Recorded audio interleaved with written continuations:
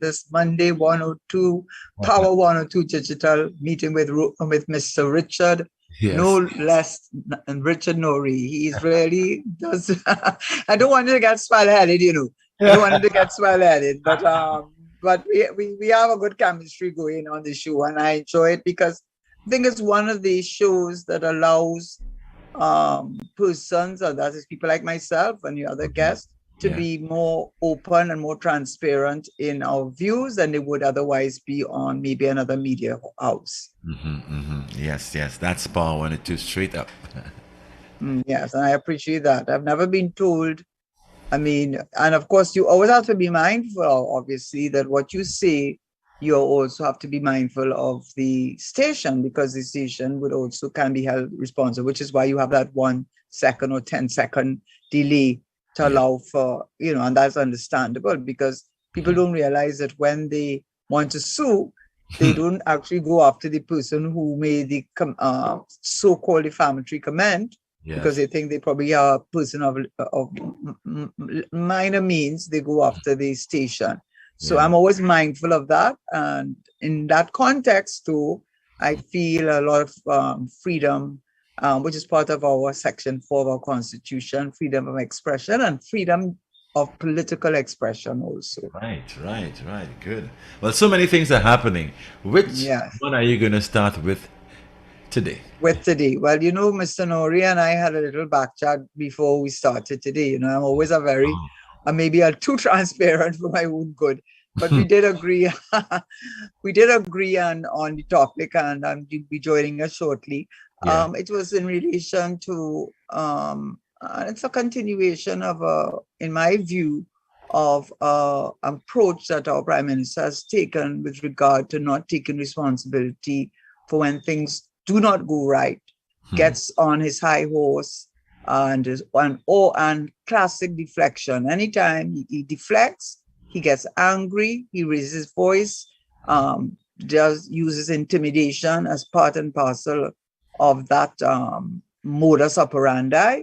And the most recent case, apart from Darren Behore's case, which I don't know if we discussed it, but if we hadn't, all hats off to Darren Behore. And he made, I'm sure when the Prime Minister looked at even his closest friend and advocate would have to tell him that he made himself look really, really bad. Just the level of and that's what we think we're going to be talking about a little later. What got him, as the people in Toronto say, what feelings was he toted for the last 15 years?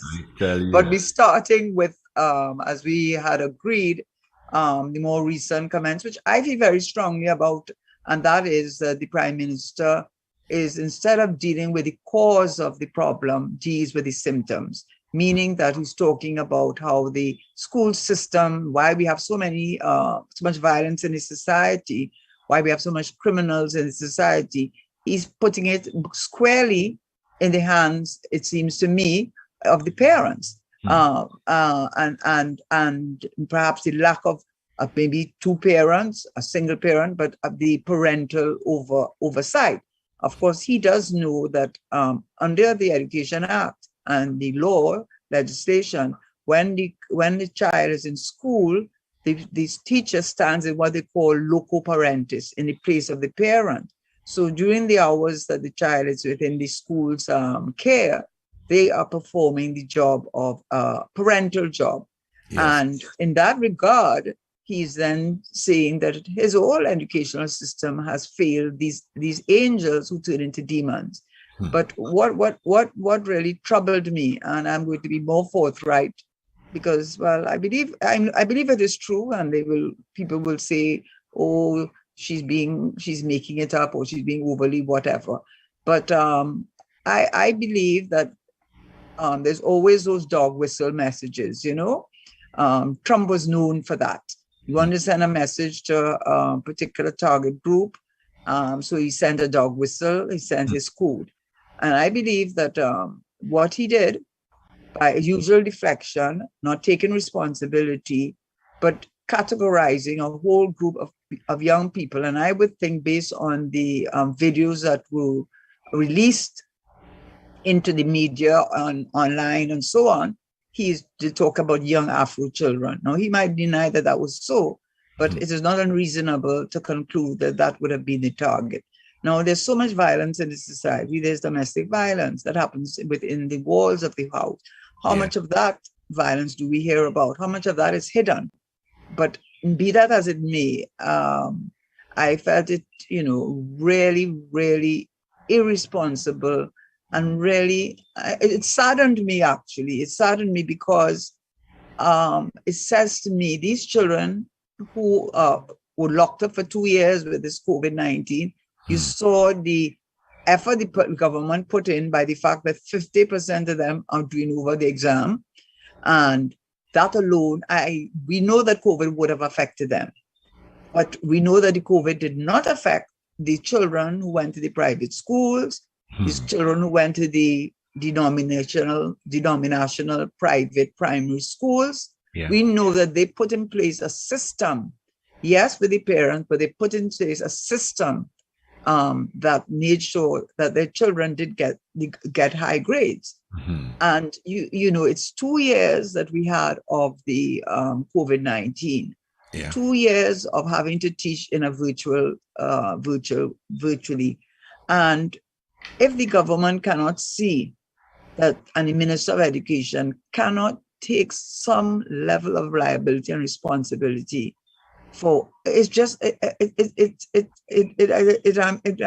at a loss of words, because clearly better could have been done. We are living in a technical world. We are living in a world of how right now I am in my house. Yes. And right now I don't know where you are. And right now I don't know where Richard is. Yes. But the point is we can be all over the world. I had a conversation today, and some of the people were in Latin America. One person was in San Francisco. I was in Trinidad. Yeah. So the physical presence, which is what COVID-19 prevented, was not a sufficient deterrent, in my view, at least even after 2-3 months, when you realize this thing is not going away, for you not to find a mechanism that's more effective than the one you came up with that allowed these children to be taught in a virtual environment, but one in which there was some level of some kind of supervision, some level of supervision over these many of these children. And it really goes back to the Prime Minister now, is trailing on the back of the Minister of Education and making a whole set of young Black people feel unwanted, uncared for, very poor, very low self-esteem, and that's where the anger comes from. I mean, I'm not a psychologist, but they always tell you that, when you see people acting as bullies or angry or whatever, a lot of that is because they are hurt people. And instead of being the parent to the nation that he now should be in a loco parentis sort of way, he, instead of doing that, he wipes his hand of it, almost in contempt, almost in disgust, and taking absolutely no responsibility for what has happened. And probably, I may be going a little far on this, but I think partly what gives him a sense of, well, I can take that approach because I turned out well. I mean, if you're talking about using academics as a litmus test, and professional attainment, if being Prime Minister, which is a significant attainment, and using that as your benchmark, as your litmus test, yes, but he has to understand he grew up in somewhere called Kwaito. Tobago is a beautiful country, beautiful country, but he grew up in a different era.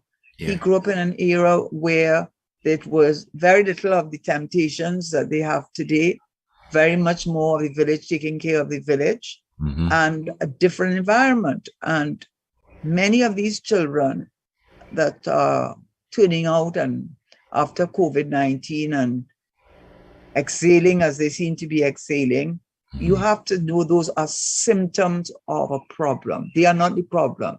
COVID-19 was this, where you were seeing these symptoms by what? Fever, cold Sneezing, sweat, whatever. Those wasn't that coughing. symptoms. Yeah. Those are the symptoms. But you had to find out what was causing that, Yes. because you can't cure it Mm-hmm. unless you find out what is causing it. Mm-hmm. So to tell me these children misbehaving and getting on, it's like going to it saying the doctor says I have high fever, that I have vomiting all the time, I have etc. etc. etc. And he watching me and telling you, uh, that's your problem. Hmm. That's your problem. You cannot, those are just symptoms of a problem. And unless you are willing to deal with the underlying cause of the problem will continue. So that's why we got vaccines. That's why we did all what we did. So what I'm saying is that when the Prime Minister spoke of these demons, I mean, calling people's children demons. I tell you, man. Calling, didn't you think so? That really upset me. It did. Yeah. How could you do that? I mean, calling people children demons, and you very well know who he's making those comments about. You know, it's almost as if, look at me, I succeeded. Look Yeah. at me, I did well. Why couldn't you do well? I mean, that's almost hubris, and he can get upset with what I'm saying, but that's how he comes across.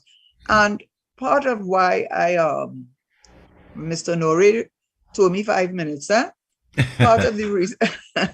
No, Karen, I'm here all the time, you know. I'm trying to get the computer up from the beginning. Hold on. Mr. Richard, I am sorry.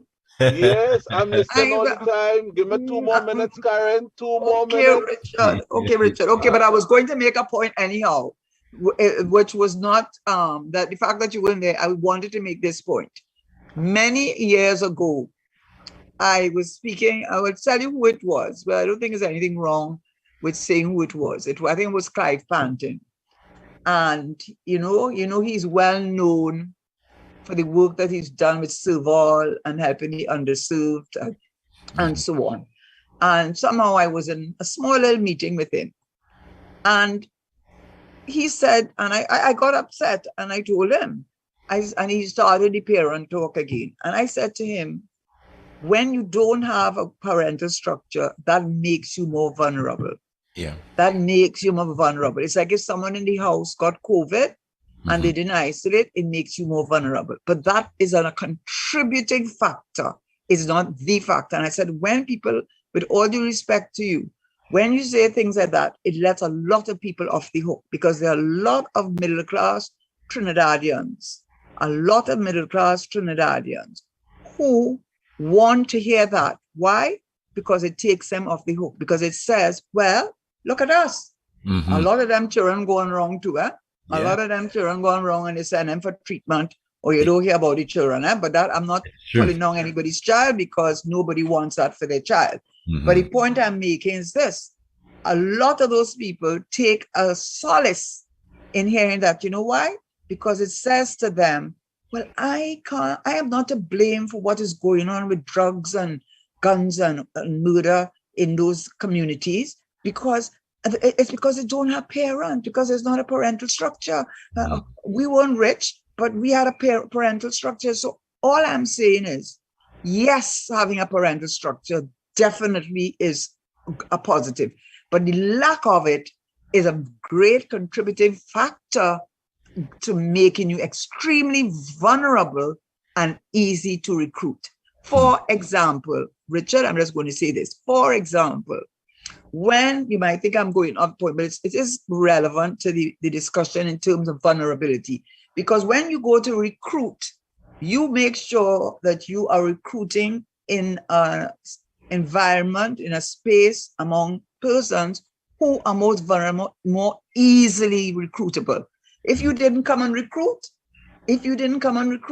maybe all the other measures that they try would work. But we can't fight against your 10,000 with a CPEP 3,000. We can't fight that 10,000. The same way, you who come in with your recruiting can't fight the 100 million you're making, right? Even though destroying the country, because it's 100 million to you. So nothing wrong when you can't fight taking the 100 million to make you richer and more powerful and give you a perception of respect, which people do not have respect for you, just in case you know. They're afraid of you. They don't respect you.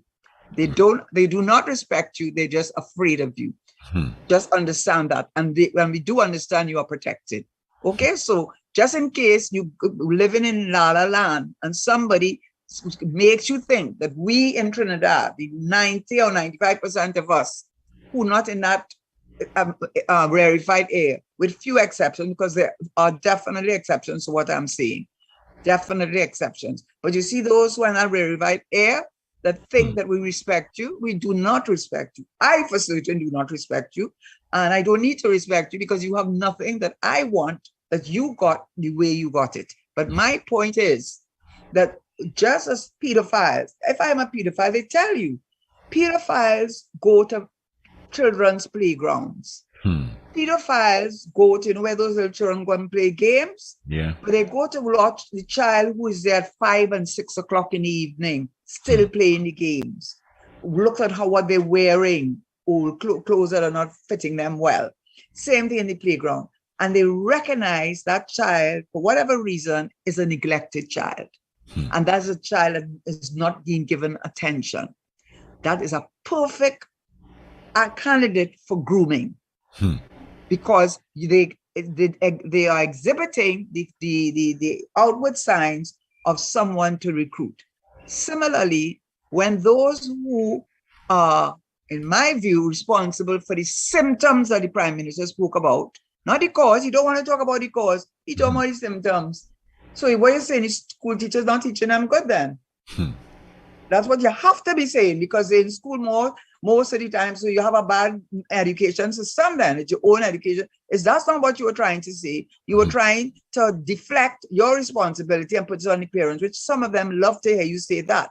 But what you have to understand is when you come from a poor home, where a mother is probably a single parent, working in one of those fast food outlets for minimum wage, and cannot give you the kind of oversight that she would like to give you, you are easy prey for the recruiters, and they know it only too well.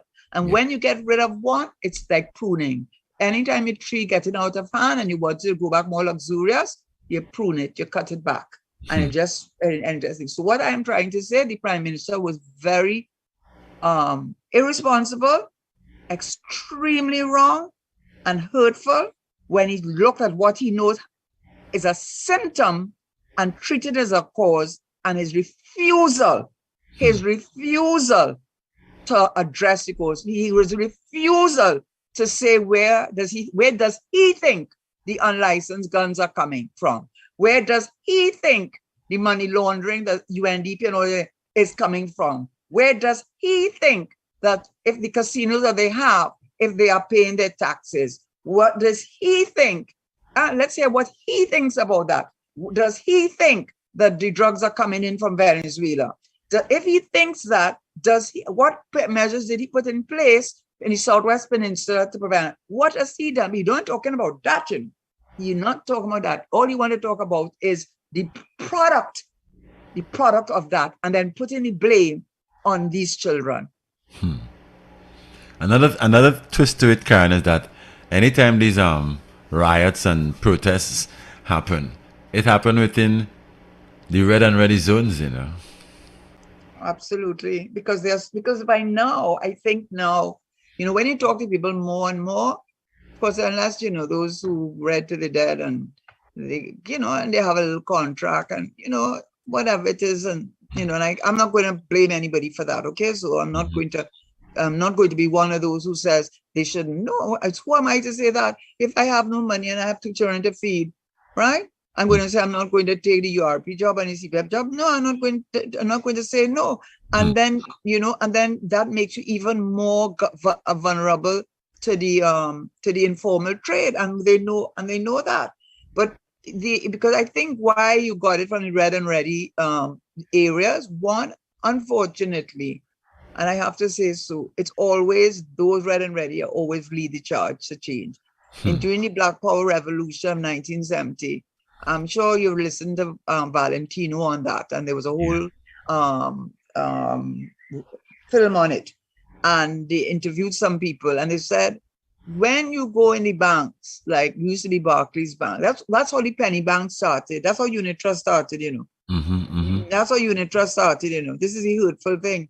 And when you used to go into the bank, and you know that I know that every person there behind that counter was either white, nearly white, and if they weren't white, they were the child of somebody of some substance.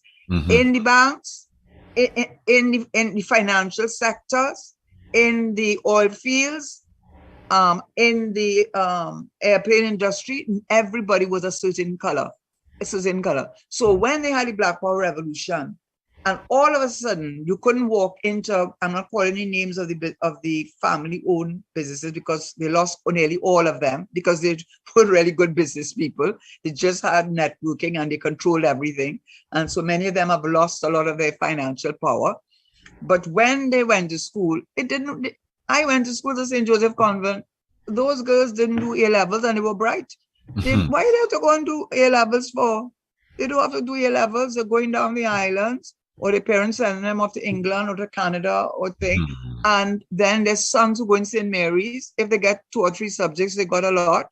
And then what do? They start them up at the bottom of the business, work their way up to being your manager in 2 twos. Those days came to an end with the Black Power Revolution. So for all of those who do not appreciate the lives that were lost, and it's unfortunate it had to happen, but the America had their 1776 Civil War, and England and France had the Bastille War. So all I'm saying is, we are people of color are the beneficiaries of the lives that were lost, and nearly everyone were Afro Trinidadians who laid down their lives to ensure the more chairs at the table, and not only 1 or 2 chairs, but all chairs based on merit, not on the color of your skin or who your parents were.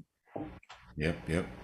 Richard is here with us now, live and How much trouble have I got you into, Richard? No, none.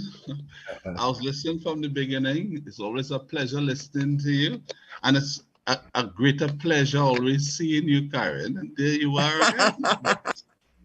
I feel better now seeing you all the time. Now I'm seeing you. Excellent. The Black Power movement did help all people of color, because it's not just Africans. You know, they always tend to have that thing, once you're Black is African. What we were suffering with in this country is, during that period you're talking about, is if you weren't white, what the situation was. How they lumped all other persons together, and mainly the Africans. And it was difficult to get ahead. So that the Black Power movement played its part, and it has contributed immensely to where we are today. And today we should be continuing the process of moving forward based on merit. Sadly, that is not the situation. What you have is a lot of old talk. And as you quite rightly captured, it's a strange comparison when you're saying that, always look at me and how I have done. You understand? And you should try to do like what I am doing. And if you can't do as I have done, then you are a failure, because you are injecting yourself into the equation as though you are the standard. You are the standard that people should aspire towards accomplishing or reaching. And while I think he's quite a successful fella in a number of areas, such as people would say in the politics, you know, he's an aggressive fella. But that is not what makes you a good politician. But he will declare himself a good politician, and people would declare him a success in that regard. I would say he's a successful politician too. I will think he's a good parent as well. But other things you hear in terms of, for example, the late Patrick Manning said, you know, when he gets vexed, he becomes a raging bull, or that kind of thing. It is so sad to see, because that what Mr. Manning said speaks to development too, you know. If someone disagrees with you, you should be solid enough and professional enough to be able to endure that and respond in a way that is professional without the emotions and the aggression and that type of thing. But to know you were accused of that, you went all over the place saying, well, you know, you can't describe me this way and that way, and in other ways that Mr. Manning said. And then you come back now and confirming through your own operation what Mr. Manning said. I mean, it's amazing, you know, so that is shocking to me. It is not the best thing for the youngsters growing up today. They should be hearing more about things to uplift them. You know how to allow the feet that you the teeth that you have work, and you don't have to wait until you have everything you need before you could begin to work. They should be getting that kind of inspirational delivery coming from someone holding such an office. Such an office, Karen, is a tool and a platform, both. And when you hold that office, it's to inspire people. And it also should be used as a tool to create opportunities for all the citizens of the country. It isn't being used that way. And it certainly isn't being used as an office right now to inspire young people. It isn't, because when you work out the type of, I went to a pub the other day, just for, I hardly do that, for a drink. just for the record, huh? Just for the record, huh? And we will not ask him to define, and we will not, Daddy man, we will not ask him to define hardly. We leave it to him. Yeah. You know, and the way they referred to him in that get together, because I listened to the show and I had to firstly say, no, I like the guy, let's get that straight. I disagree with some of his approaches. It's nothing personal. And in all one sense, it isn't. And I like him. It's not personal, but I could disagree with him. And the guy say he's a loose mouth politician. You don't see me on that. I said, no. The conversation must end. Because when you say that, you're going on a personal route. You know? But what was sad about it to me was you shouldn't allow yourself, after holding such an office, to do anything to cause people to think about you in that way. And that is sad. What I think needed to be done, first of all, the first point I have made is that what he was speaking about was symptoms, and he has yet to address the cause. And I would like him to address the cause of it.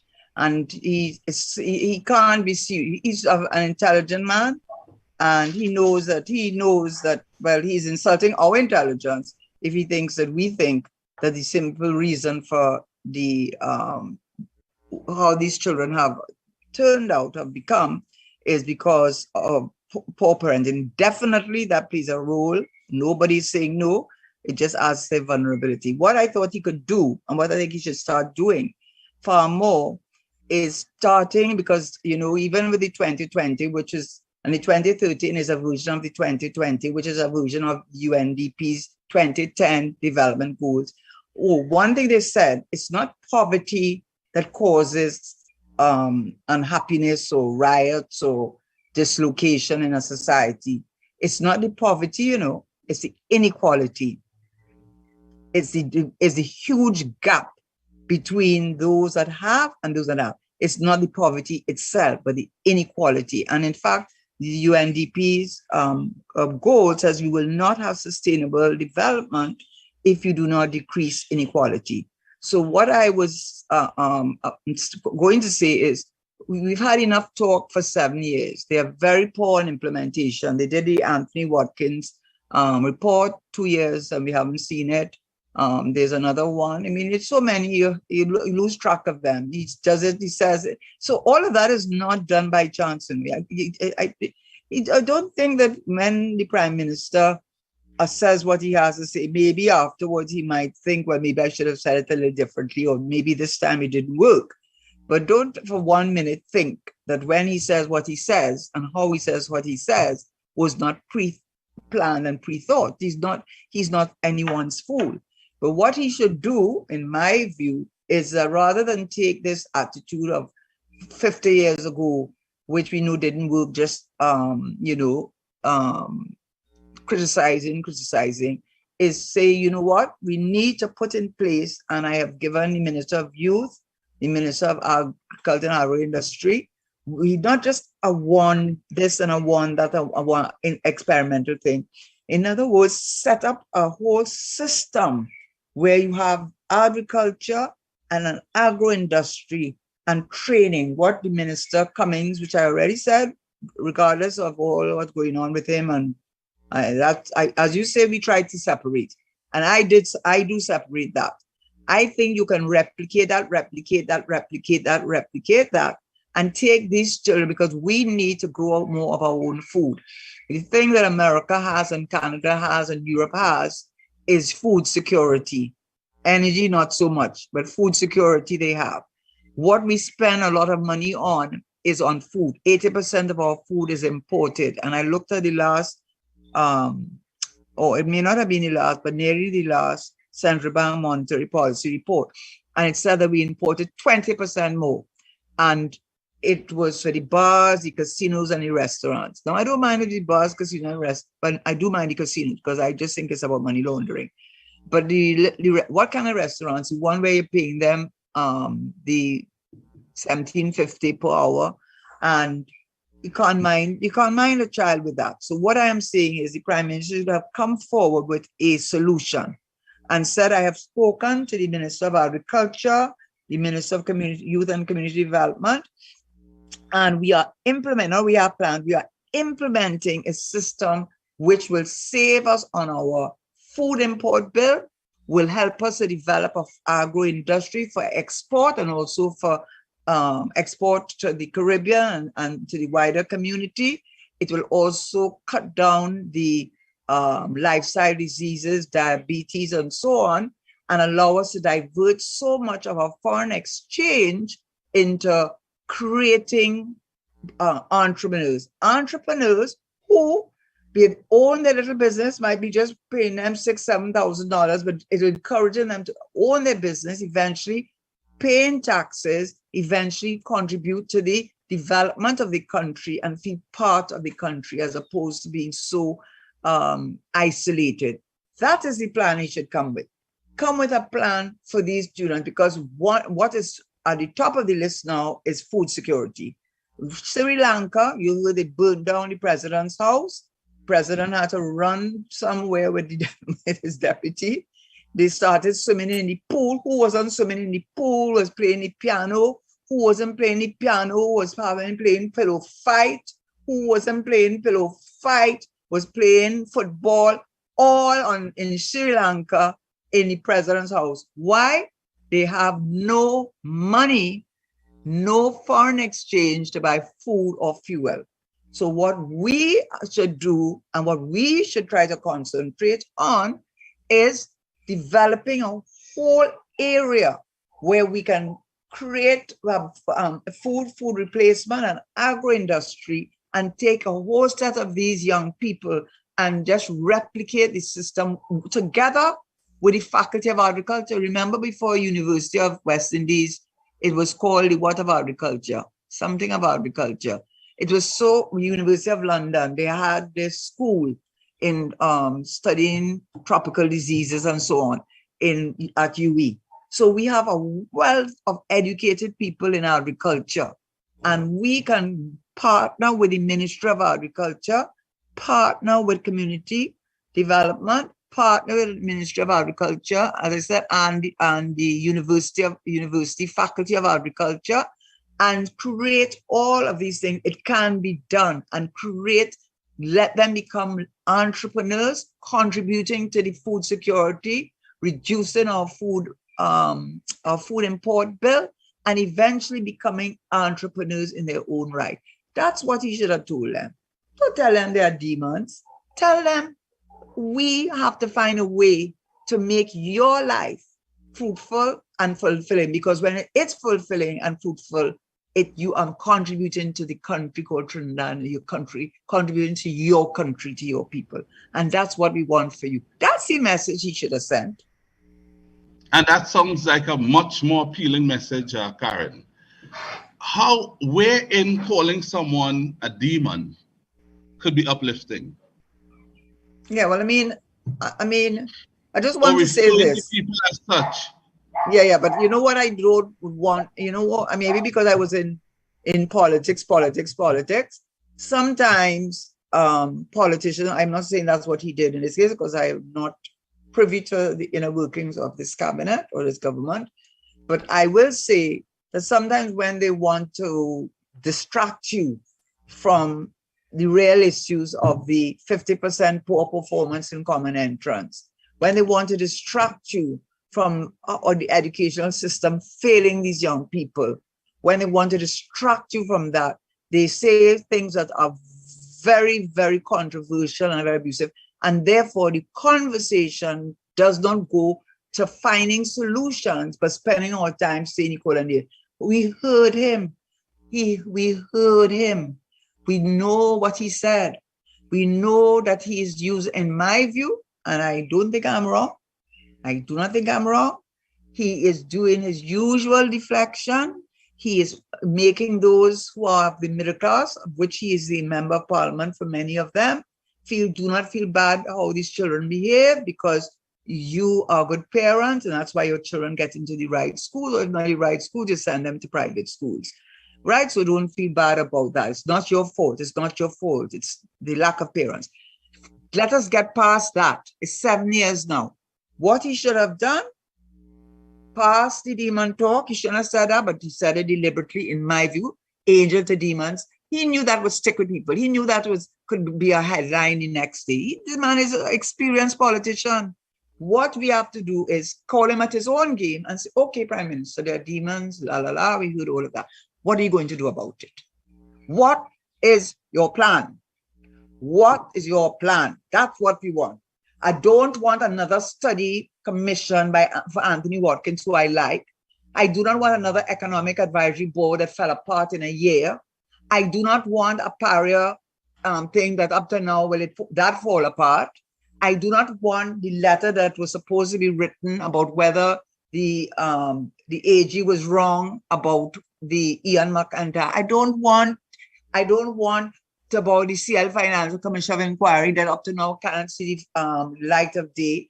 I don't want that you have the DPP understaffed by 50%.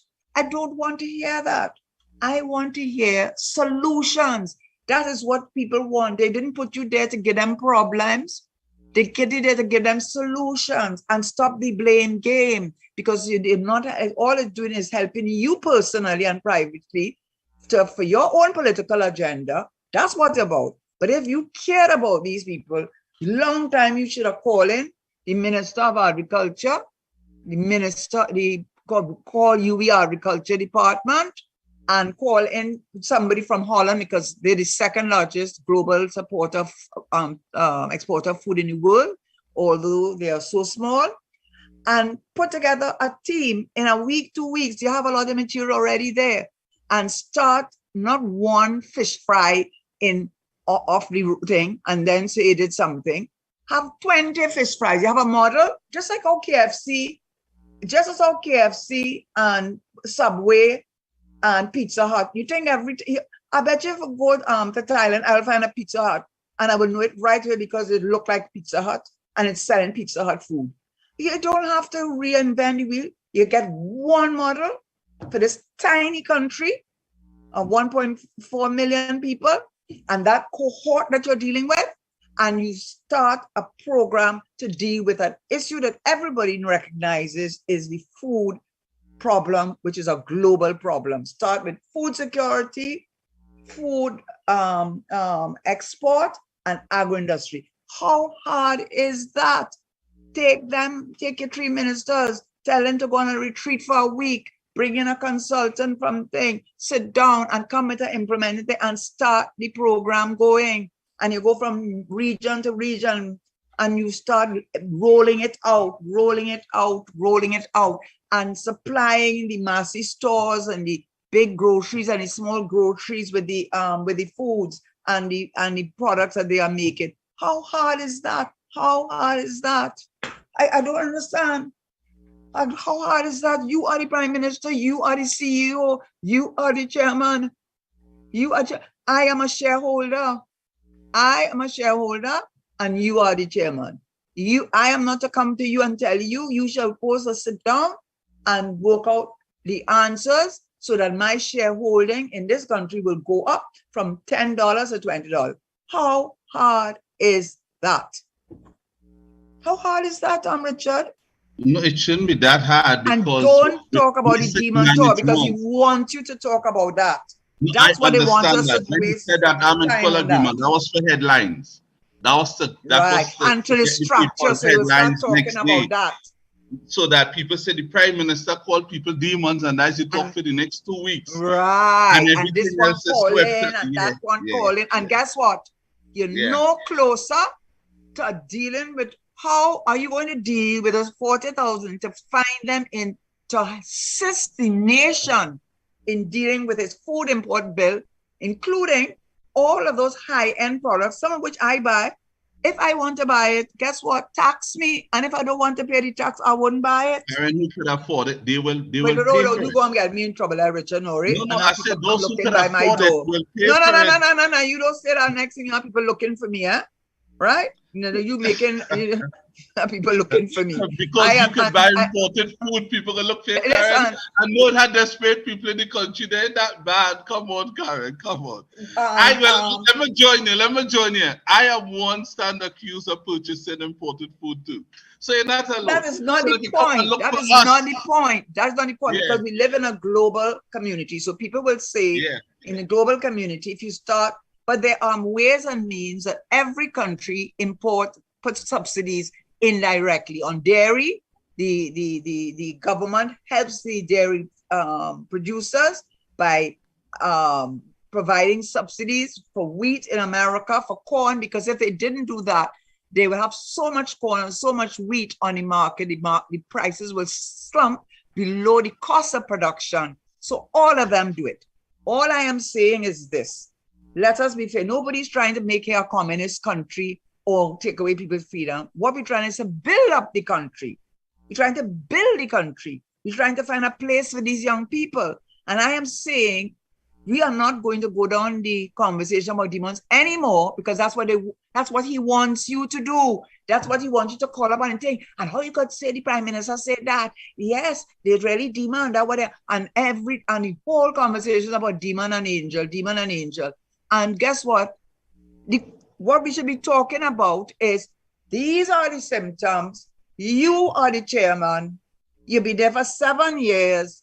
Tell us now what plans, given the knowledge you have about the food import bill, everything that you know, that what you can do. Because I have seen curry chana and kalaloo packaged. Because a lot of people now, either they don't have the time, they especially single people, they buy food. You can you can do the doubles. If Jamaica could do it with their parties, why we cannot do it with the doubles? Somebody in Jamaica doing it, but you have to do it professionally, packaging, the whole thing. Look, they're serving it on Caribbean Airlines now, the doubles that is. So I am saying the chocolate, the cocoa, the different alcohol, we could grow sugar, not sugar for general usage, but sugar for the market, for the sweets, for the not just the soft drinks that any and all soft drinks, but in other words, specialized drinks that will bring us US currency, and you label it, you package it, and you market it. That's what you do, and you bring these young men in.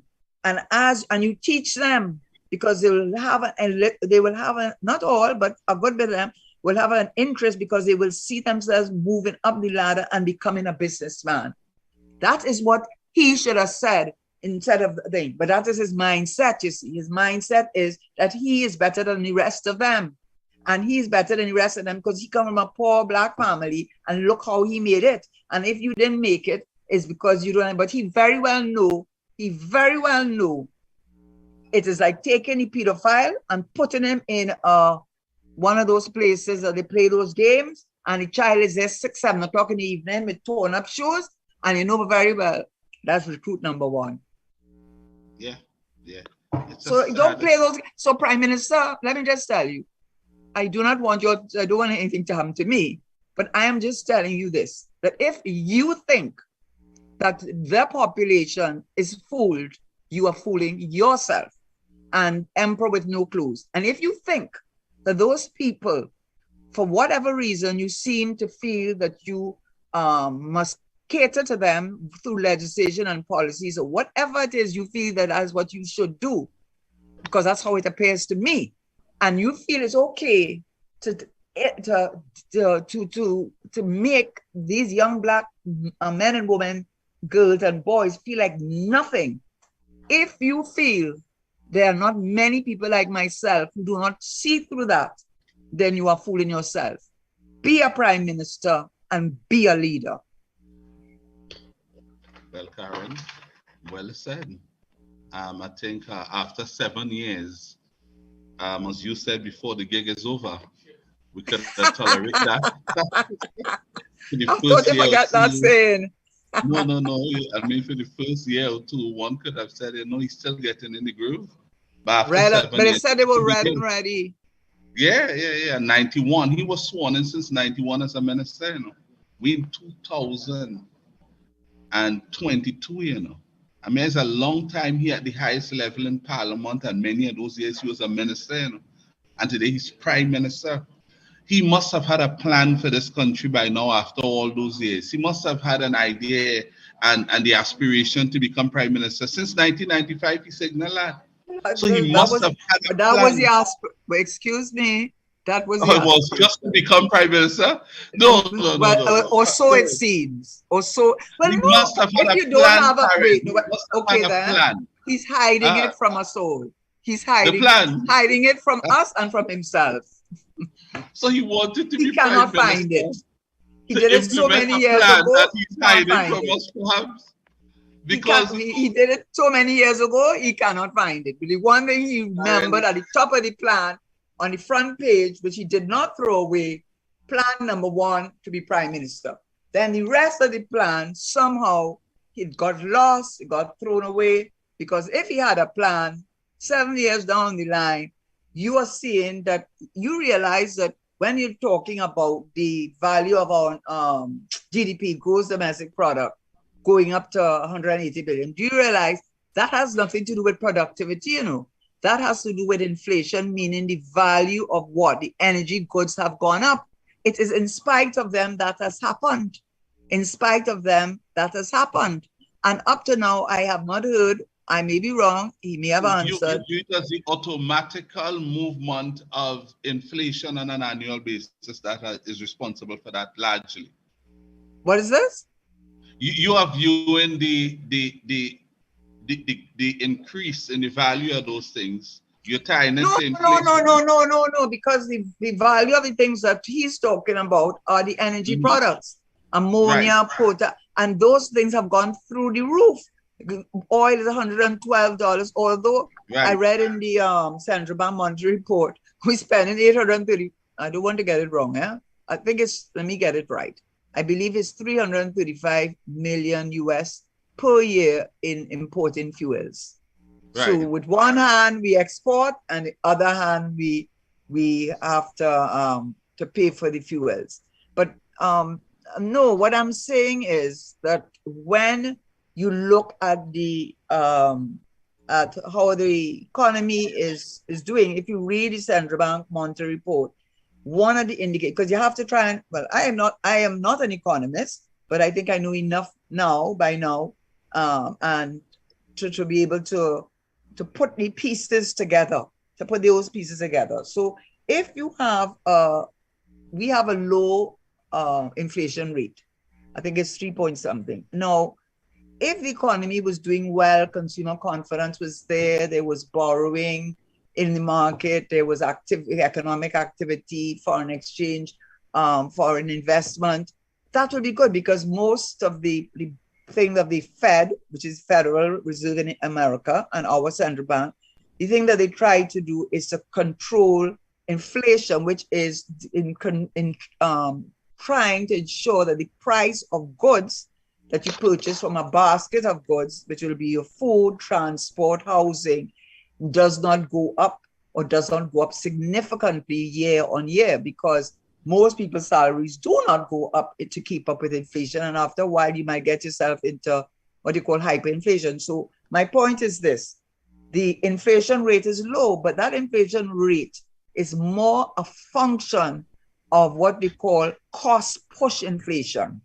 And cost push inflation, which for your viewers and listeners is inflation caused by the fact that there is very low consumer confidence or very low consumer the consumer request or demand. Unlike United States, where their inflation rate is much higher than ours, even if you take out food and energy, is higher, but that has to do with pent-up spending that Americans have for the last 2 years of COVID, that they now get an opportunity to spend the money they could not spend, including the fiscal support that the government gave, so that it's now people are spending like crazy. And when you have that kind of spending and that kind of inflation, you call that demand pull inflation. And what the Fed, which is equivalent to the central bank here, is trying to do is to raise the interest rate. Why? Because they want to take up some of the money out of the system. Because when you have too much money in the system, it causes prices to go up and up and up and so on. In Trinidad and Tobago, the central bank has kept what we call the repo rate at 3.50 for the last how many quarters? And do you know why that is so? Because that's to keep the money supply high. No. Not to keep the money. No. To keep interest down, to encourage people to borrow. Right, exactly that. And because nobody is borrowing, they say the consumer confidence is very, very low. So when and they are one and the same, when you keep the interest down, it attracts people to borrow.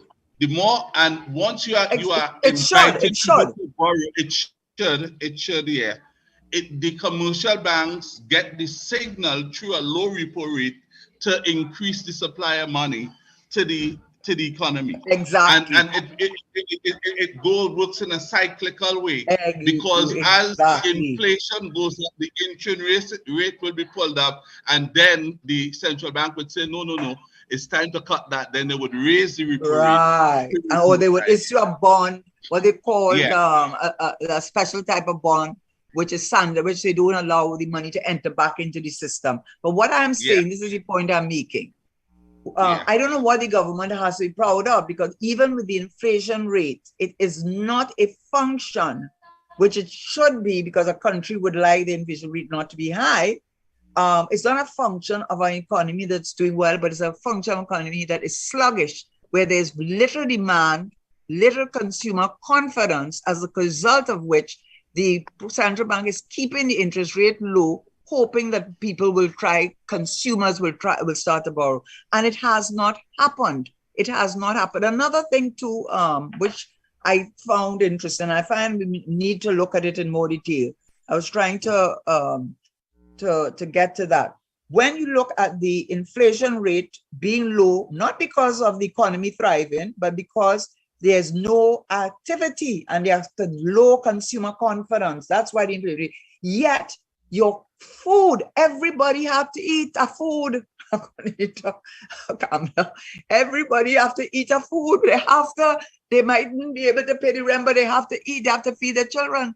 And when you see an inflation rate for food, you just pull it out of the inflation, it's running between 7.6 to 8.9. It has been running between those figures for the last 2 months. That means that the cost of that item, and these are basic items like rice, oil, vegetable, and so on. Okay, it might affect America, but guess what? America has food security. Guess what? American employment, they have genuine full employment, and their inflation is being caused by the level of demand. So they're trying to temper it our own is because the consumer is not spending money because they are afraid to spend money. And you know what is also happening? Now that the Fed has raised its rate, what they're saying is you're going to get capital flight, meaning that people who have US dollars are going to take their money and take it to America where they're getting a higher interest rate for their money. So that we have to understand that when we talk about what this government has done and you mark them against the gross domestic product and the inflation, it is the gross domestic product is the value of the goods and services for that year. So if the value of the goods, meaning the oil and gas, etc., has quadrupled from last year, does it not stand to reason that the GDP is going to go up because the value is going to go up, which has nothing to do with you? But that is what that is. It's not them. We don't have any control. I think, Karen, I think most reasonable people reach there, because we're talking about 7 years later, and there was not anything done of a how I should say, major nature to drive anything meaningfully in the economy. I mean, you just think about it. There's nothing that they could really point to say it was through this measure that we were able to bring about this level of success or increase in the GDP or anything like that. They haven't done it. Daddy Mac would tell you, we looked at them from 2015 to now and we had concluded that they were waiting on a war. Because nothing was being done. Not so that it happened. It happened. Of course. But you know, Daddy Mac and Richard. After the war started, the Minister of Finance came out and said, they had a $5 billion. You remember that? Yeah. Yes. That's like a dead cat bounce in economic terms. But he wasn't even responsible for that. But Richard, a dead cat bounce is where you drop a dead cat, they say, when I was studying economics. But because of the animal, it will bounce once and then stay flat. It won't bounce twice. If you pull a graph, all you'll get is one little movement up and then straight across, nothing. And then you're all over the place behaving like, well, our measures generated that, That was the war. Richard, what I'm trying to tell you is this.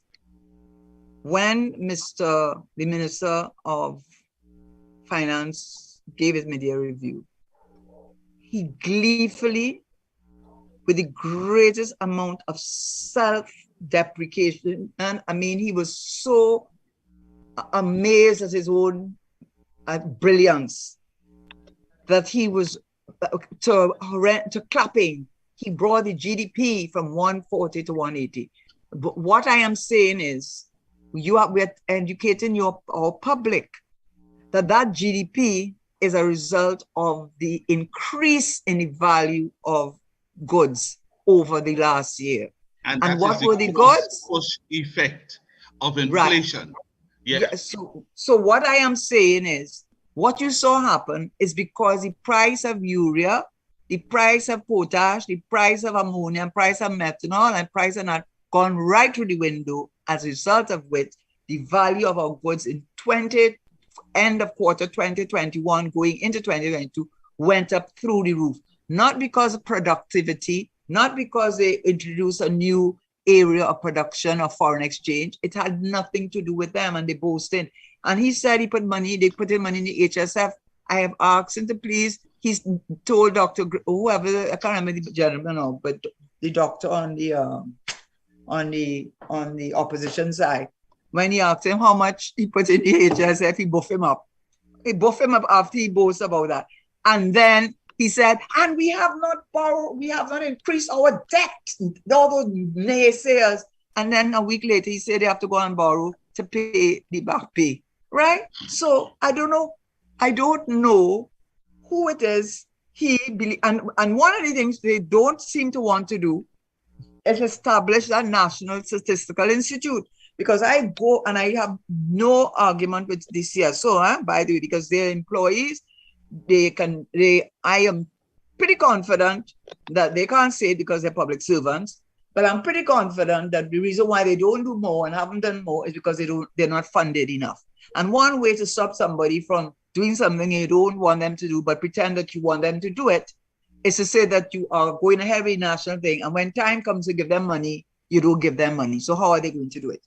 But the National Statistical Institute has so much lag data, so much data. I should have gone in there. I was looking to get the crime statistics from 1962 to now. I could only get up from 2018 or something. I was looking to get the, which I talk about all the time, not only the nominal GDP, the real GDP, but the Gini, you know it, the Gini, what you call it, economists, so that you will show the spread of the on an economy of the GDP per annum, per capita. Well, how often we have asking them for data like that? Break down the data, but they don't want to break down the data because when they start breaking down the data, people starting putting things together and recognizing the position we are in this country, right? So we have to continue to do our part, Richard, and fight for the people of Trinidad and Tobago. We are not grasshoppers. We stay with the PNM. It's just like many parties, what's going on right now in Trump land. Look, you know, I'm sure there are a lot of well-meaning Republicans, but it's Trump time. He's the boss. And in the PNM, that's the boss. Is that the boss that we want going forward? Well, if you ask me. That's like Ted Cruz and several others who are aspiring to lead that party, Karen. Ted Cruz? Oh, yeah, Ted Cruz, yeah. Yes. You thought I said Tom Cruise? No. I was thinking, no. Yeah. But I thought you were going to talk about Boris Johnson. And that's no, he's on his way out, but trouble around the world. No. You know why you have to speak about him? You know why you have to speak about him? Rishi Sunak. I mean, I find him particularly disgusting. You know why? He's a chancellor, like the Minister of Finance. I think he was one of the first to write the letter of resignation, and then his Minister of Health also wrote his letter of resignation. No problem. I have a feeling he didn't do it just so. I have a feeling there was some conversation that there will be others to follow. But you know what I found very distasteful? Literally the next day, he had a sleek, well-put together campaign video promoting himself as the next Prime Minister of England. That could not have been done overnight. In other words, he had to have had that video ready and waiting. I didn't see that. We couldn't. You didn't see it? No. That is distasteful. That is distasteful. Huh? Yeah, that is very distasteful. You know what he talked about? He to tell you how prepared he was. He talked about how his mother left India and she became a pharmacist, and then she sent for him and his father. So I don't even know if he's born in India or in England. He talked about that. And I said, he put together, and he even has a tagline. How could you have done that in so the level of professionalism, the sleekness of it? You know what it is? You were there conspiring, in my view, to bring down Boris Johnson, who they have said, unlike our Prime Minister, they said he handled Brexit well, he handled COVID well, got all the big things right. The cost of living is his big problem. He and Rishi Sunak do not agree on that. That's the Chancellor. But the other thing with the same Rishi Sunak is that his wife is the daughter of a billionaire. But you know what is the terrible thing? And he's the tax man, eh? And that's why in England, people pay so much tax. His wife will not give up her domicile of India and change her domicile to England. You know why? The taxes.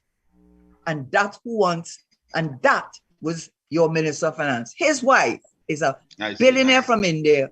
she will not give up her domicile of India, because if she gave it up, she would be paying the much higher English taxes. Something is wrong with a person who wants to lead a country who does that. So that's the latest news in England. It's interesting. You remember we were a colony, you know? You forgot? Yeah. Huh? No. How can I forget? No, I haven't. Huh? No, America was one to have. No. But we have pictures. We have. No. But we have video, you know, with the flag going up and the flag going down, you know, and the red carpet, and the Queen didn't come. I always show it to my grandson. The Queen didn't come. The Queen sent her mother. You remember that? You never show it to your son? You must look at it. That video. No, you must look at that video. That's part of your history. You must look at that. Shame on you. That, Karen, I've been reading.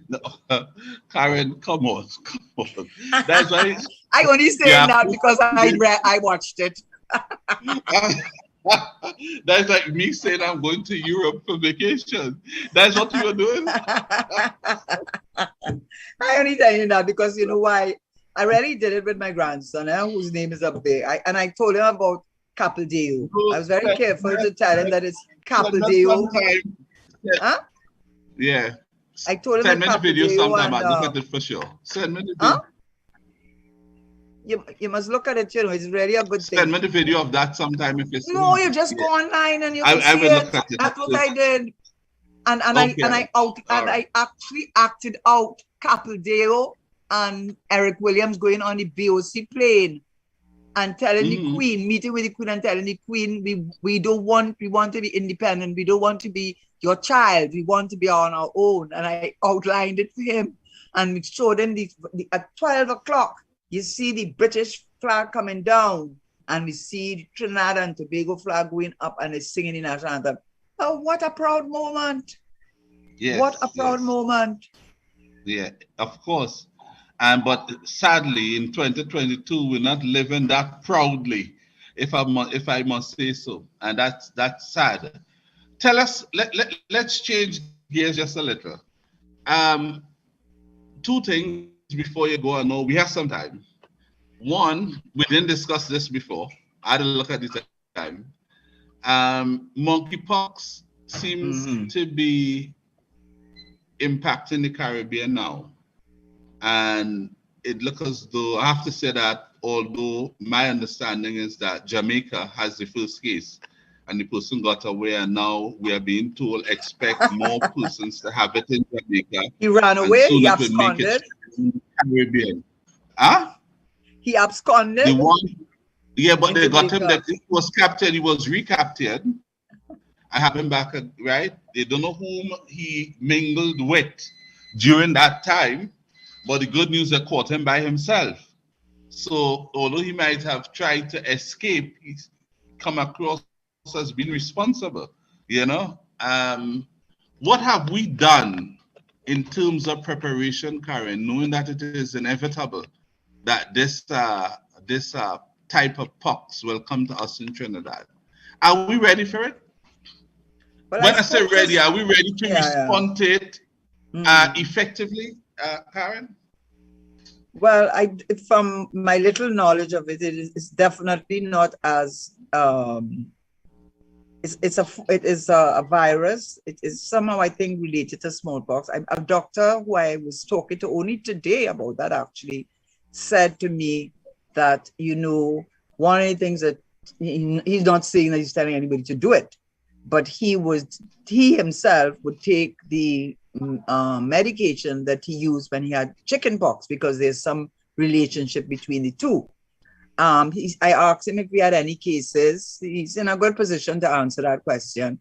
And he said, no, there weren't any cases in Trinidad as yet, but it doesn't spread as widely as, it's not as, what is the word? It's you know, you're not going to. It's not as contagious as COVID. Yes, but I want to say something about connecting with somebody to get it. And the saliva and all of that and all that good stuff. Yeah. But as you raised it, I want to say something on that same monkeypox. Yeah. And I wrote something actually on Yahoo, but I had to tell my daughter today. I said apparently they ignored me. That is, other people had made a comment. Whenever they show the monkeypox on Yahoo, they show a brown hand with the pox on it. Yeah. And so, Yahoo lets you make a comment. And I commented that all the cases thus far of the monkeypox have been either in North America, United States or Canada, and that they finally traced this recent outbreak of the monkeypox to a Euro rave, a gay Euro rave, I think about 2 months ago. So that it is very unfair, very unkind, very unhelpful, and buying it as stereotype to put a hand of a brown person with the pox when you very well know that the persons affected by the pox are white people, and they have said that they have determined the source of the current outbreak to be a Euro, E-U-R-O, rave, a gay Euro rave. And I said, and you in the media have to take responsibility for that, because you very well know that is the case, yet you persist in putting a picture of a brown hand with a pox in order to enforce a stereotype of persons from Africa and from people of color, when I didn't tell him this, but I told him this, when it is your people that went to Latin America, Central America, and all these places and killed or decimated populations with your measles, your smallpox, and your chickenpox. But that's okay because it was your disease. But that I didn't put that part in. I told you that. No. Well, I told your viewers that now. But I did write that thing in Yahoo, I did write Yahoo that, It's good because, yes, that is how they continue to put all these negative things on everyone who is not white, right? The non-white population continues to carry the burden for all these things. So that by placing the monkeypox on a brown hand, when people seeing that, white people seeing that will think, you see, it's non-white people again. Black people and brown people will think the same thing, because they wouldn't think that Yahoo would be so irresponsible to put a hand of a brown person with these big pox in there, and here the name of it, monkeypox, and put a brown hand when they very well know that the persons who have it up to now have been in the white gay community. And I find that that is the way that they stereotype you. So it's not what white people would think. White people already would think that anyhow. It is what we think about ourselves, which is why I take offense to the Prime Minister demon remark and having no solution, because all you are doing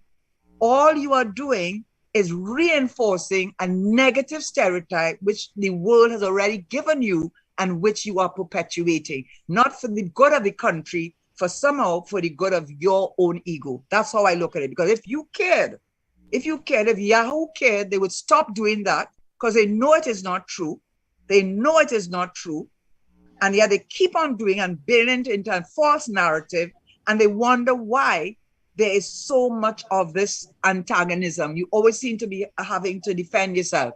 And then you have a prime minister in a country of people of color speaking about his own people in such pejorative terms, instead of doing what they call building a nurturing society, instead of coming forward with solutions. How many lives and how many people's lives are being turned around? Mark Jacobs, I think it's Mark Jacob. I think he ran, whatever his name is, who died. I think he left school. He did not go to university, the Apple founder, right? And he was the product of a extramarital relationship. On top of that, his parents were not married, and he did not know who his father was until he was a big man, and found out that his father was Lebanese, I believe. And he is the one who sat down in a garage with whoever else and founded Apple. So don't put down people like that.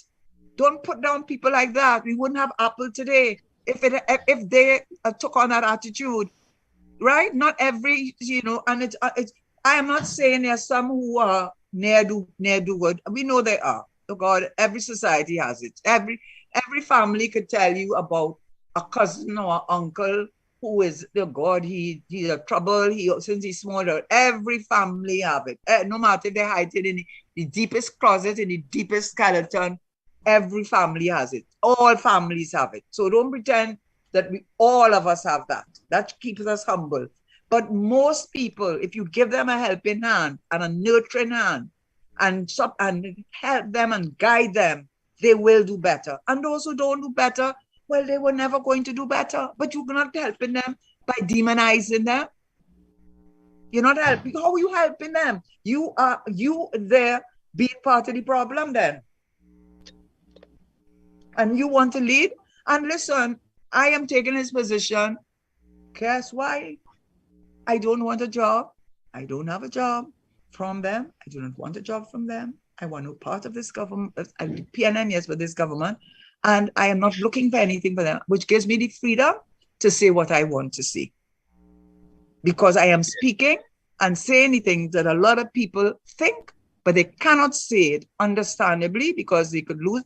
It is not only the PNM, all governments do it. All of them. It's a terrible thing, but they do it. As you come out, you lose the contract, you lose a job, who not talking to you, they pass you like a full bus, you become persona non grata. Everybody does it. That's the price you pay. That's the price you pay, right? But the point about it is you are the Prime Minister now. Don't come with negative talk. Come and tell them, we are going to put forward this plan. Act like a Prime Minister, act like a leader. That's what you should be doing. That's why Mia Motley have an inflation rate that is, I wrote it down, you know. I wrote down my inflation rate, but it's 9-point-something% inflation rate. I don't even think they have enough foreign exchange for 2 months. But guess what? The whole of Barbados love Mia. Everybody listening to me. You know why? Because they trust her. They have confidence in her. And if they know they're going through a hard time, they believe she is looking after their interests and not divided and ruled.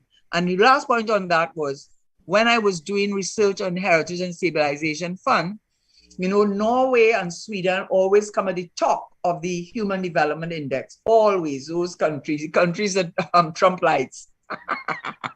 And the countries that have blonde hair and blue eyes, those are his countries. But all joking aside, Norway and Sweden always come on the top of the Human Development Index.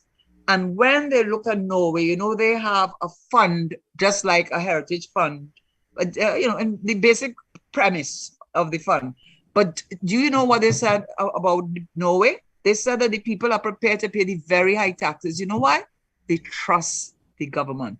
When I was reading with Boris Johnson, do you know why they said his government failed? Because they did not trust. They did not.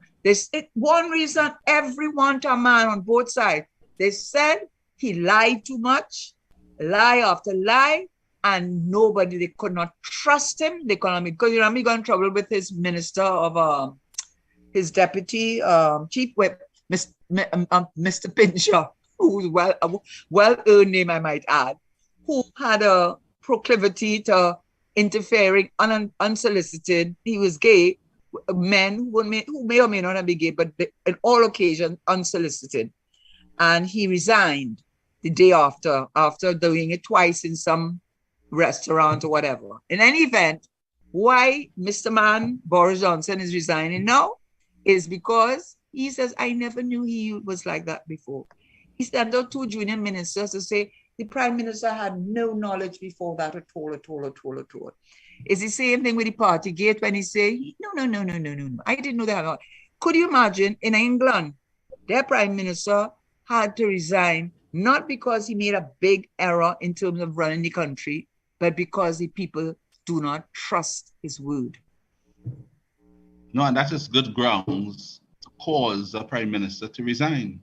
Because if you don't trust them, if you can't trust them, then how you could have them lead you? You're in trouble.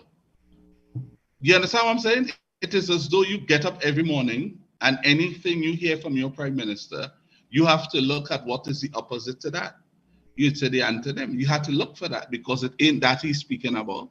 He had been talking about the opposite. And the reason you have to second guess him is simply because you don't trust the guy. So when a country loses trust in a government, often it's not the whole government they tend to lose trust in, It's the leader. prime minister or the president. And once they reach it, that's it. That's it. And But then that's why Boris had to go. it's the sad thing, the British people, they don't have the capacity to endure as much as we have. Trinbagonians have a kind of capacity to endure open deception, readily seen and understood lies, and would still tell it isn't that, They will wait and wait and wait because we love to give politicians the benefit of the doubt. They will watch us and I don't believe him, but I'm watching him some more. I think it's the standards. I think I remembered. I think it's the I think it is the standards that we do not put upon ourselves.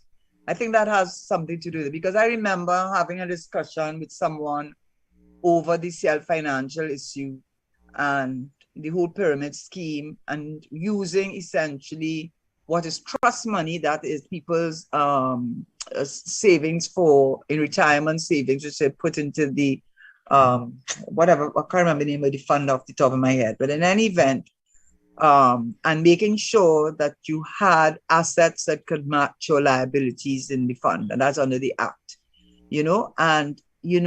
and the person understood that and said, well, what's so wrong with that? I mean, and then, when you spoke about, well, he took the money out of those funds and used it for developments that he had in his mind and was building a pyramid scheme, giving huge interest rates. People knew that were not sustainable. The banks couldn't touch it. So they knew that something was wrong.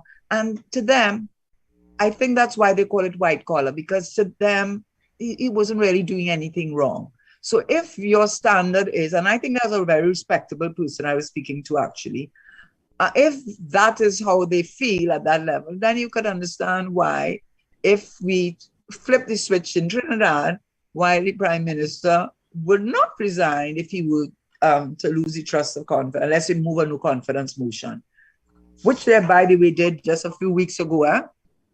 They did it, and he just got past it with a little tiny minority, and they were getting ready to do it again. But they said, They were getting, but they were ready to do it again. They thought they'd have to take him out of number 10 Downing Street, kicking and screaming, but he walked out. It's only so long, you could try to resist something like that. They had given up on him since the COVID party event. I don't know if you remember that. You're telling people about, go home and social distancing and that, and then you're in a big party. You know about that, right? But it's lies. You party and you have tension, all of them is there enjoying yourself. Yeah. Right? I didn't know that. I didn't know it was a birthday party. Oh, no. I just happened to walk in and this time they put in a suitcase. They put a whole set of alcohol in a suitcase and brought it in. But you know what we forgot to talk about? Which you told me you wanted to, and we have a few minutes left, is the whole issue with Darren Bahau and how he don't go there. And how he buffed, not rebuked, buffed Darren Bahau to dare to ask him, did he do his due diligence? When he didn't, poor man couldn't get his goose out. But I think he was trying to ask him if he did his due diligence with Reginald Amor.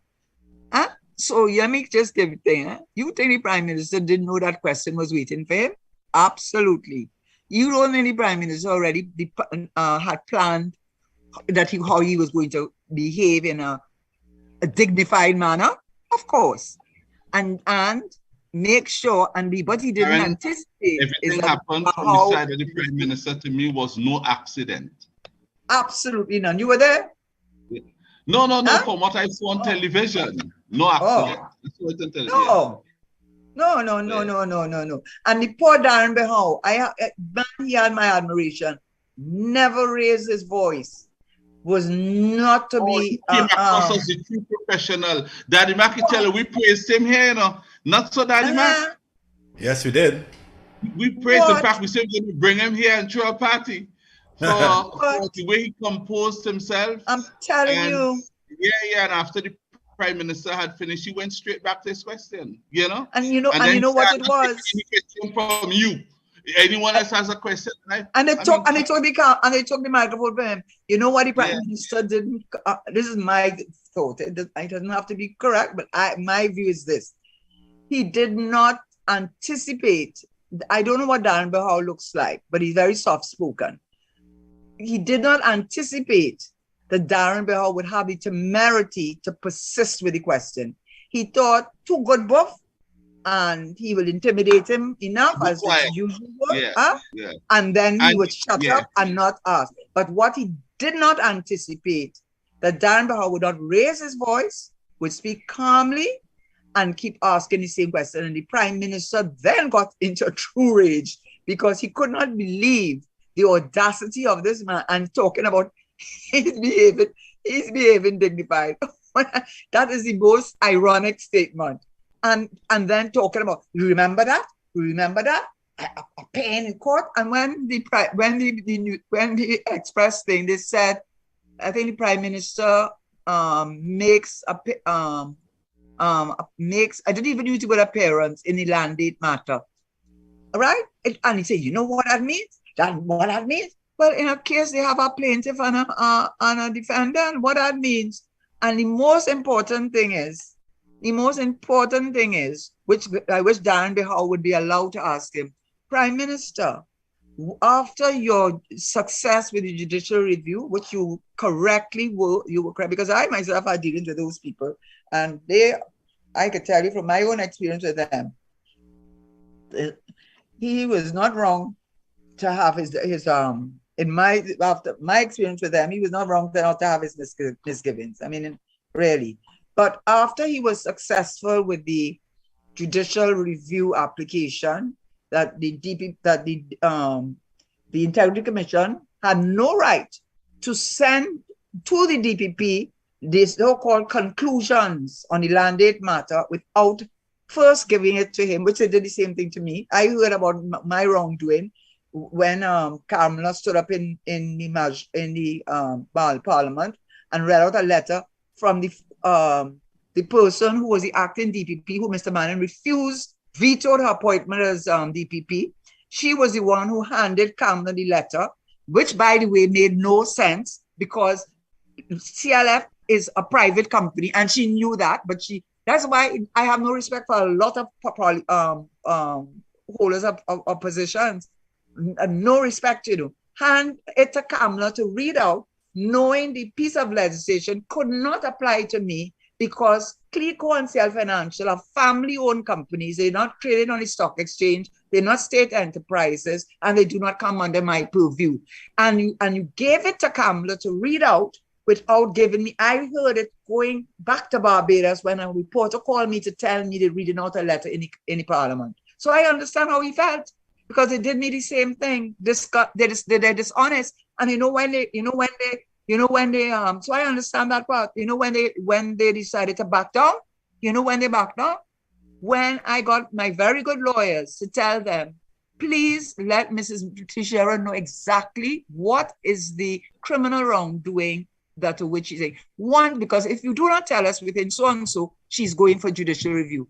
All of a sudden, their minds got clear and they said he made a mistake. So I understand how he felt, but the part that he didn't deal with is after you won on the judicial review application that it was clearly breach of natural justice and all of those things that the courts must respect, why didn't the state then go after the substantive matter, that is, whether materials were being moved from Scarborough Hospital, which, by the way, I worked on that as a lawyer with the firm for a year towards the end. Scarborough Hospital, and allegedly moving materials from that site to the landed site, which was a site we were building townhouses owned by his wife. Why? Because his name has not been cleared. What has been cleared is the wrong procedure was adopted and he won. But whether he in fact did or did not do that, up to today, that matter has not been cleared. And if I were the Prime Minister, just like how I'm begging them to release the CL Financial Commission report, I have never seen it. I don't know what it says, but I am begging you to release it. You know why? because I am fairly confident that there are names inside there that he would not want to come out. Okay? So the same way, you, unlike you did not go after the court and say, clear your name with land date. You did not do what they said. You never did that. I begging you for the last since Mr. Manning's death, the weekend of Mr. Manning's death, when you were so outraged by the commission report. Up to now, it cannot be released. But you know part of the reason why? Because the DPP is 50% underserved. So I am asking you, Prime Minister, and all of you supporters of good and natural justice and fair play, I am asking you if you could please persuade the Prime Minister and his supporters to release the CL financial report so that we all can see the millions and millions of dollars that were spent, and that also, since his matter is not statute barred, that he goes and clears his name and shows that he never, nor anyone on his behalf, moved material from the Scarborough Hospital site to his site. And when he does that, he would have cleared his name on that, but he has not done so. I want to clear my name, and I'm begging you, please release the report. That's the difference. You see the difference there, yes, Richard? Yes. What's the difference? What's the difference? The difference is he has not gone to the court to clear his name in any way, but the procedure was the incorrect procedure that the Integrity Commission. And we agree. But what has happened is that there has been an overplaying of that victory to attempt to cause people to deflect. Yeah, you don't understand. His MO is deflection, and what you have not said want the is matter that publish the course. I want so it your published. name. Yes, you're not saying not to publish it. No, I want it published. I want it published too. I want to see the kind of money spent. Yes. And by the way, whilst the early days, whenever the government changes, I want a commission of inquiry again into all the money spent into CL Financial. And where the assets gone? Who have CL Financial assets today? CL Financial was much more than a NEF and NEF fund. The assets they pulled together to create the NEF. What about the whole resort they have down the island? Where that gone? Who end up with Twin City Mall? Who bought Holiday Inn? Who bought CL Marines down in the back of Shangarama? Where all those things gone? Home construction, in whose hand it is now? It's a liquidator. Liquidator. We need that. What I want could do, and I'll ask the Prime Minister if you could give the DPP, because he cannot come out and say it. Please give the gentleman the staff that he needs to be able to go after money laundering, white-collar crime, which finds its symptoms played out in the behavior of those demons, according to our Prime Minister. And I want to report. Yes. Yeah, I want to raise one brief thing. You're still in time, so I'm not telling you to go over time. You're not trying to be on time. You're not always trying to be on time. You know, you raise the commission of inquiry. The new gentleman push it back to September. Is that fair to the families who waiting? Of course not. Yeah. Of course not. And I will just say this. I do not know why Dennis Morrison resigned. And from my experience in politics and dealing with people in very senior positions who are able to say the right thing and be very convincing, when you get in the belly of the beast, you find out it is not so. But Dennis Morrison, Queen's Counsel, because they are not a republic, QC, came first in law school, first class his degree in law, a gentleman par excellence, president of the Council of Legal Education, a Court of Appeal of Jamaica, only to do yeoman service for his country, Court of Appeal judge in Belize, only to do yeoman service for the Caribbean. That is a gentleman that I believe beyond, I know him personally. I know of no one who has said a single negative word about him in passing, secretively or what. So for him to have resigned, there's more in the mortar than the pestle. That's all I have to say. I don't know what it is. I don't know what it is, but I find it very strange that he resigned, and I can only imagine why he would have resigned. And and the feeling is not a good one. But after he did that, I think it was Minister Young who said the Commission of Inquiry will go on as scheduled. So Isn't that he the it one was that to said the commence. LNG had train one had or had LNG? Didn't he want to Yes, told us that? Okay, yes, that's the same one you're talking about, right? Okay. Just yes, want to check with you. Minister Sobers. Minister Sobers. The The LNG Prime man. Minister, And the yeah, the LNG Prime man who Minister said, said, train one, yeah, well, man. We have gas there, man. Yeah. the And we Prime have gas Minister for said, Europe too. this is Gary Sobers minister, Oh, an boy. all-rounder, a boss in all areas. But he said that there would have been no further delays in the start date of the Commission of Inquiry. But as soon as the new guy got in, he carried to September 7th, I think. Is the government pushing this, meaningfully enough in a way to produce justice for the families? I don't understand why the delay. And to be very frank with you, I mean, to lose your family member in the way that they left, whether you're the parent or the child or the mother, I mean, I can't even begin to imagine the pain and the agony of the way in which they died. So it seems so cold and so unfeeling. And I would think you would put that at the top of your agenda. And I can't quite understand why they can't go ahead with this commission of inquiry, because I believe that so much time has passed and so much agony for the family. People want closure, and this is what they're looking for at very least, and at the very least the government should do. Why they're doing what they're doing? Well, I don't know. Why did Minister Young say that we had train one had LNG? I don't know. They know the I think this is answers. insulting to the family.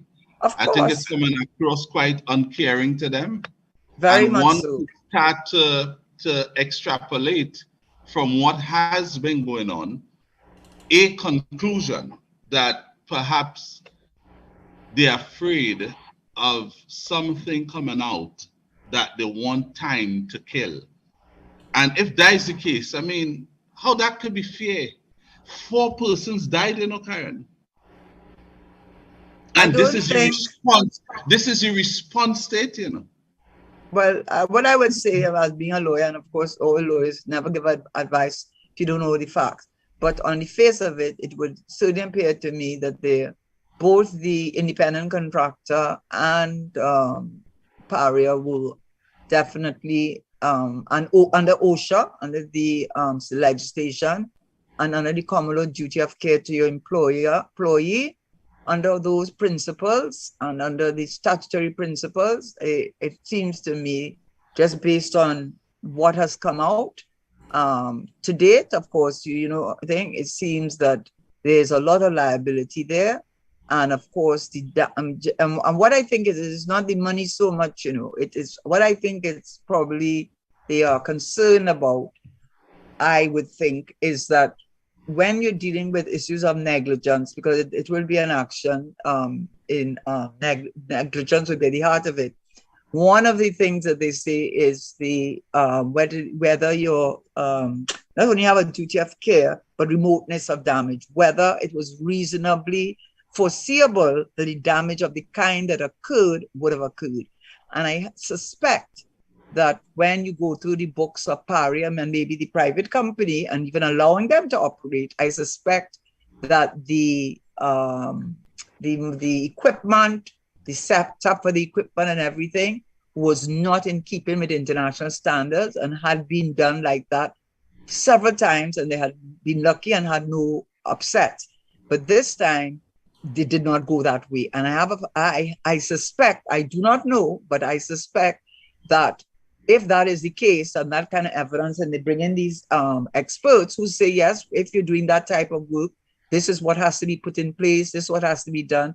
And just because it's a private contractor does not relieve the employer, the main employer who employed the contractor, from his duty to ensure that the system and the place of work is safe.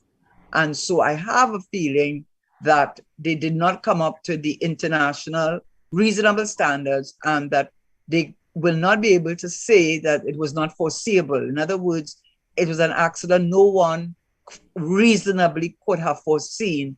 They probably will have information and reports that showed and they had other incidents.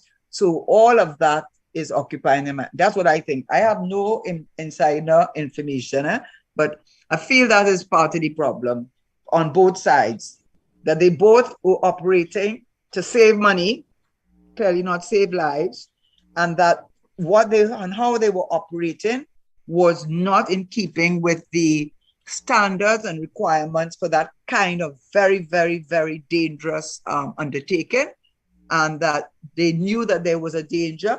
They probably had a record of previous incidents which did not end up so serious, but they would have had definitely had a foresight that it was reasonably foreseeable that the accident of the type that happened could have happened, and what did they put in place in the event that such an accident happened? First of all, did they have it in place? Was it the proper systems, the proper material equipment?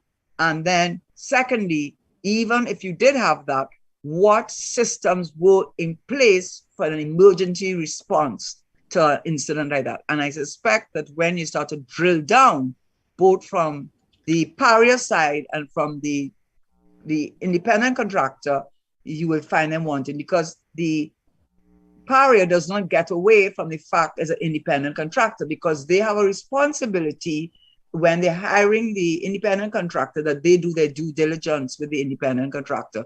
So I think that is all that's what is going on. And I think that when it comes out into the public domain, people are going to be so horrified that this was allowed to happen.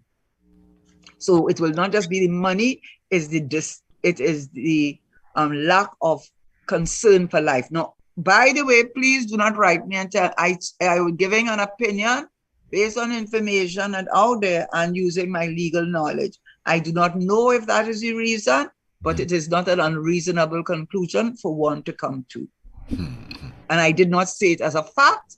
I posited as a possibility. Correct. Okay? Yes. And that's how we interpret it. And we know how you are very careful in the way you speak. They can't describe you as a loose mouth, Karen. Not you. You tend to go on details and data and back what you have to say and go as far as you could, with all the necessary controlling elements around what you have to say.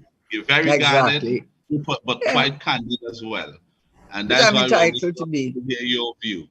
So that's what they call fair comment. Anytime you're in the public sphere, their defenses, justification is one, another one is fair comment. Anyone who's in the public sphere and information which didn't come from a rag or some questionable source is published, and you use that and come to a conclusion that the about A, B, and C, that is fair comment, and you're allowed to make fair, and that is consistent with your constitutional rights of freedom of expression. Yeah, not that your comment is correct, but it's fair based on what was used to arrive at that comment, or what caused someone to make that comment. There we go. That's fully correct. Understood.